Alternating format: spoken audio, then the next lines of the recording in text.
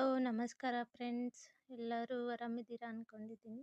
2025 ಇವತ್ತು ಲಾಸ್ಟು. ಬೇಜಾರಾಗ್ತಿದೆ ಹೋಗ್ತಾ ಇದೆ ಅಂತ. ಯಾಕಂದರೆ ನನಗೆ ತುಂಬ ಪ್ರೀತಿ ಕೊಟ್ಟಂಥ ವರ್ಷ 2025. ತುಂಬ ಖುಷಿಯಾಗಿದ್ದಂಥ ವರ್ಷ. ಯೂಟ್ಯೂಬ್ ಚಾನಲ್ ಓಪನ್ ಮಾಡಿದಾಗ 2025 ನಾನು. ಅದು ಯೂಟ್ಯೂಬ್ ಚಾನಲಲ್ಲಿ ಜಾಸ್ತಿ ಜನ ಫ್ರೆಂಡ್ಸು, ಅಕ್ಕ, ತಮ್ಮ, ಅಮ್ಮ, ಮಗ ಎಲ್ಲರೂ ಸಿಕ್ಕಿದ್ದೀರಾ. ಎಲ್ಲರೂ ಜಾಸ್ತಿ ಪ್ರೀತಿ ಕೊಟ್ಟಿದ್ದೀರಾ.